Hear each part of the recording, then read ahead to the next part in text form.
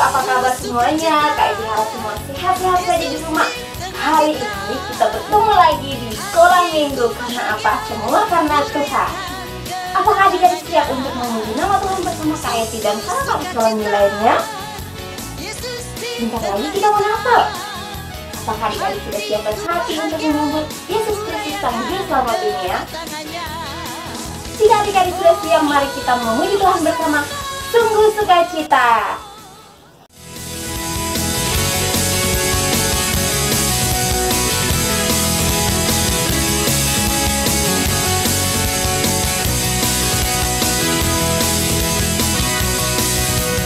Sungguh sukacita, Yesus di tengah kita. Hatiku bahagia, ku rayakan kedatangannya. Sungguh sukacita, Yesus di tengah kita. Hatiku bahagia, ku rayakan kedatangannya. Oh, oh, Hosana, oh, oh, Hosana, Yesus Juru Selamat, sambutlah Dia. Oh, oh, Hosana, oh, oh, Hosana, rayakan Yesus di tengah kita.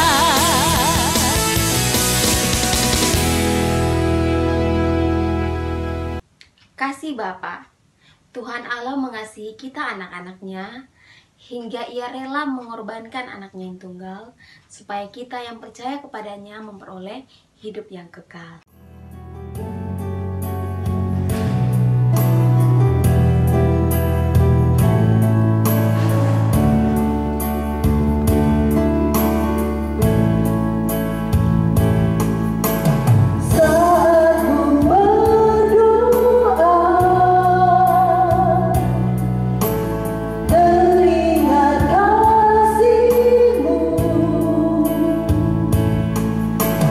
Saat ku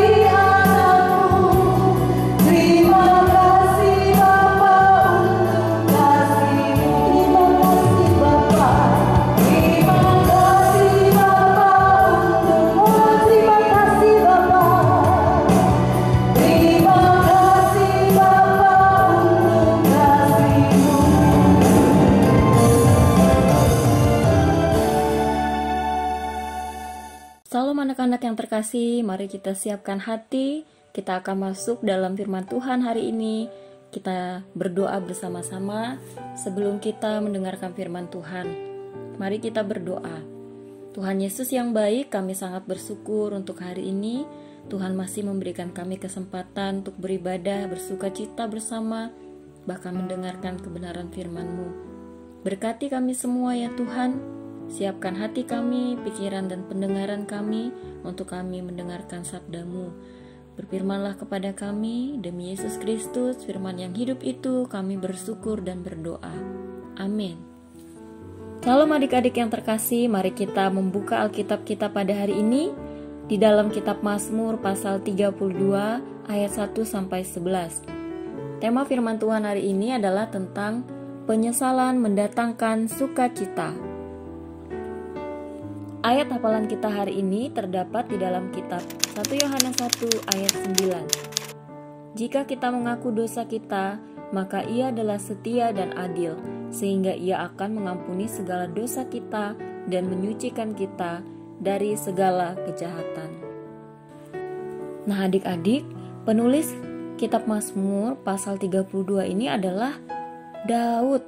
Ya, Daud adalah seorang raja kedua. Dia adalah raja kedua di Israel. Di bawah pemerintahan Daud, kerajaan Israel dapat mengalahkan musuh-musuh dan menaklukkan banyak daerah pada masa itu. Selama hidupnya, Raja Daud sering melakukan kesalahan, namun ia selalu mendapat kasih Tuhan. Tuhan sendiri mengokohkan kerajaan Israel atas keturunannya dalam sebuah perjanjian. Wah, hebat ya. Bagaimana sehingga Daud mendapatkan tempat yang sangat istimewa di hati Allah? Nah, inilah yang kita lihat pada bacaan hari ini. Bagaimana Tuhan selalu memberkatinya, walaupun kadang Raja Daud juga melakukan hal yang menyakitkan hati Tuhan, bahkan sesama. Bagi Raja Daud, seorang manusia tidak akan pernah luput dari dosa.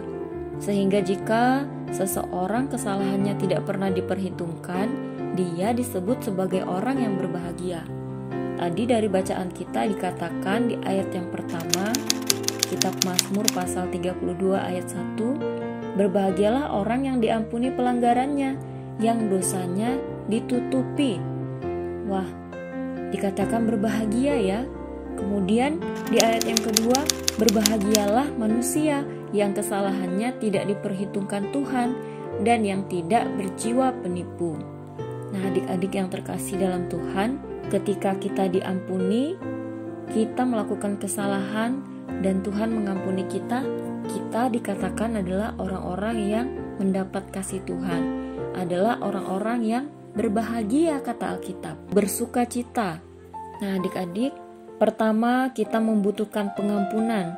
Pengampunan sempurna hanya terjadi di dalam Tuhan Yesus. Sehingga adalah sangat berbahagia apabila Tuhan mengampuni kesalahan dan dosa kita. Mungkin orang-orang tidak tahu apa yang kita lakukan, tetapi Tuhan melihat, Tuhan tahu apa yang kita perbuat selama kita hidup di dunia ini. Hal yang kedua, saat melakukan kesalahan, kita melihat bahwa Raja Daud di dalam kitab 2 Samuel pasal 12 sampai pasal 13, di sana Daud merasa gelisah, tidak tenang ketika ia melakukan dosa. Ketika ia mencoba untuk mendiamkan semuanya, justru ia semakin merasa terbeban. Inilah yang Daud lakukan. Ia datang kepada Tuhan dan menyesali apa yang telah ia lakukan. Adik-adik tahu kesalahannya pada waktu itu apa? Ya, Raja Daud pernah menodai istri Uria, dan ia dengan sengaja menempatkan Uria di dalam barisan terdepan ketika perang, untuk memimpin perang pada masa itu, sehingga Uria kalah di medan perang dan akhirnya Daud mengambil istri Uria, yaitu Batseba, menjadi istrinya. Di dalam 2 Samuel pasal 12 ayat 13, di sana dikatakan, lalu berkatalah Daud kepada Natan, aku sudah berdosa kepada Tuhan. Dan Natan berkata kepada Daud, Tuhan telah menjauhkan dosamu itu. engkau tidak akan mati. Nah adik-adik, pada masa itu jika seseorang melakukan dosa, maka Tuhan akan menghukumnya dengan penyakit kusta, bahkan juga ia bisa mati. Tetapi Daud mendapat kasih karunia Tuhan. Daud masih hidup, Daud masih diampuni. Kenapa? Karena Daud telah datang dan menyesal. Dia mengaku dosa kepada Tuhan. Penyesalan itulah yang mendorong dirinya untuk membuat sebuah pengakuan. Nah adik-adik, ingat ayat hafalan kita ya, 1 Yohanes 1 ayat 9. Jika kita mengaku dosa kita, maka ia adalah setia dan adil, sehingga ia akan mengampuni segala dosa kita dan menyucikan kita dari segala kejahatan. Nah, 1 Yohanes 1 ayat 9 ini mengatakan kalau kita mengaku dosa ketika kita berbuat dosa, maka Allah atau Tuhan yang setia dan adil itu akan mengampuni dosa kita dan menyucikan kita dari segala kejahatan. Ketiga, setelah Raja Daud menyesal dan dia menyatakan pengakuan kepada Tuhan, pengakuan yang dilandasi oleh penyesalan membuat seseorang berusaha mendapatkan pengampunan. Hebat ya, Daud merendahkan hati, merendahkan diri di hadapan Tuhan. Dia mengaku dia orang berdosa, dia sudah melakukan kesalahan, dia menyesal, dan ia mau diperbarui untuk hidup takut akan Tuhan. Ketika Raja Daud menyesal dan mengakui serta memohon pengampunan kepada Tuhan, ia berusaha untuk tidak jatuh pada kesalahan yang sama lagi. Daud berusaha untuk terus memperbaharui dirinya. Dia memiliki keyakinan bahwa Tuhan pasti mengampuni ketika ia mengakui kesalahan dan dosanya. Kita sudah baca tadi di dalam Mazmur pasal yang ke-32 ayat 1-11. Pemazmur menyampaikan pengakuan dan penyesalan di hadapan Tuhan. Pengakuan adalah sesuatu yang sulit yang dilakukan orang ketika ia bersalah, tetapi Raja Daud datang kepada Tuhan dan menyampaikan memohon ampun kepada Tuhan. Belajarlah untuk mengakui kesalahan, menunjukkan penyesalan dan kesungguhan untuk kembali melakukan hal yang baik dan benar di hadapan Tuhan. Adik-adik yang terkasih, melalui firman Tuhan hari ini kita diajarkan ketika kita melakukan dosa yang mungkin orang lain tidak tahu, papa mama tidak tahu, teman-teman tidak tahu, hanya kita dengan Tuhan yang tahu. Mari datang kepada Tuhan, katakan, Tuhan, saya berdosa, ampuni saya, sucikan saya, bentuk saya untuk menjadi pribadi yang lebih baik. Maka Tuhan akan mengampuni dosa kita. Ingat adik-adik, penyesalan akan datangkan pengampunan. Sukacita dan belas kasihan Allah akan turun atas kita ketika kita mengaku dosa dan kita berusaha untuk tidak melakukannya lagi. Sambutlah Allah dengan penyesalan dan pengakuan yang sungguh-sungguh tulus di hadapan Tuhan. Ingat ya, kita semua tidak sempurna. Kadangkala kita melakukan dosa, tetapi Tuhan mengasihi kita. Kita harus datang kepada Tuhan, meminta ampun, dan berjanji tidak mengulangi kesalahan kita. Kiranya Tuhan Yesus memberkati kita semua. Melalui firman Tuhan ini, kiranya Roh Kudus juga memateraikannya dalam hati kita untuk kita melakukan firman Tuhan ini dalam hidup kita hari lepas hari. Immanuel, Shalom. Tuhan Yesus memberkati. Mari kita mengakhiri ibadah kita akan berdoa bersama. Kita berdoa. Allah Bapa, Sang Pemilik hidup, kami datang kepadamu. Terima kasih untuk sukacita hari ini. Kami memasuki minggu yang baru di bulan Desember. Di masa-masa kami akan bersama-sama menyambut kedatangan Tuhan. Masa minggu Advent yang kedua. Ya Tuhan, kami berserah sepenuhnya kepadamu ya Bapa. Untuk minggu-minggu yang akan datang juga kami serahkan ke dalam tangan kasih-Mu. Tuhan memberkati kami dimanapun kami berada. Tuhan memberkati walaupun kami belajar dari rumah. Tuhan senantiasa memberikan ketekunan untuk kami belajar. Tuhan memberkati orang tua kami dalam pekerjaan dan dalam pelayanan mereka. Terima kasih Tuhan Yesus yang baik. Berkati guru-guru sekolah minggu dan berkati juga semua anak-anak sekolah minggu dan remaja yang ada. Terima kasih Tuhan. Anak-anak yang terkasih, mari arahkan hatimu dan terimalah berkat Tuhan. Anugerah yang kekal dari Allah Bapa, damai sejahtera dari Tuhan Yesus Kristus, penghiburan, sukacita dari Allah Roh Kudus menyertai setiap kita mulai hari ini sampai Ia datang kali yang kedua. Amin. Selamat hari Minggu, Tuhan Yesus memberkati.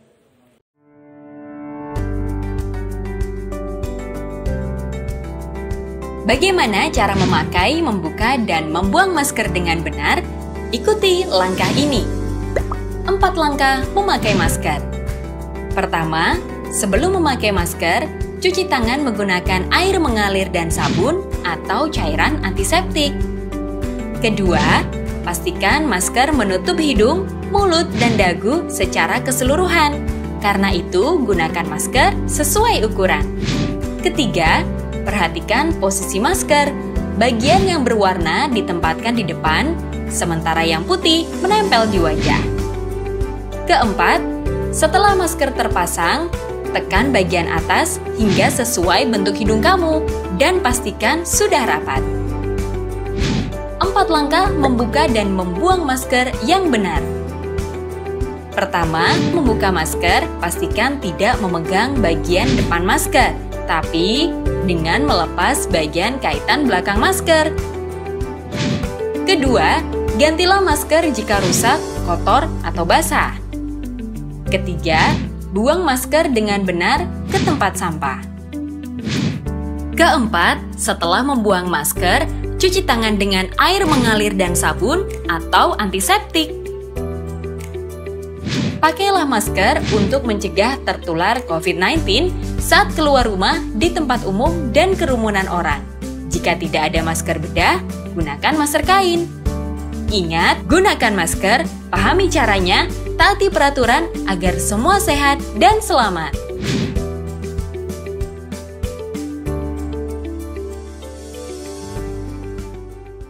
Akan mencuci tangan dengan air mengalir dan juga sabun. Langkah-langkahnya yang pertama, telapak tangan, gosok kedua telapak tangan. Yang kedua, gosok punggung dan sela-sela jari sisi luar tangan kiri dan juga sebaliknya. Ketiga, gosok sela-sela jari bagian dalam. Yang keempat, kunci jari-jari sisi dalam dari kedua tangan. Yang kelima, gosok ibu jari tangan kiri dan berputar dalam genggaman tangan kanan dan lakukan sebaliknya. Yang keenam, rapatkan ujung jari tangan kanan dan gosokkan pada telapak tangan kiri. Dan yang terakhir, bersihkan kedua pergelangan tangan secara bergantian dengan gerakan memutar. Dan setelah itu keringkan kedua tangan dan tutup keran dengan sikut atau bekas kertas tisu yang masih di tangan.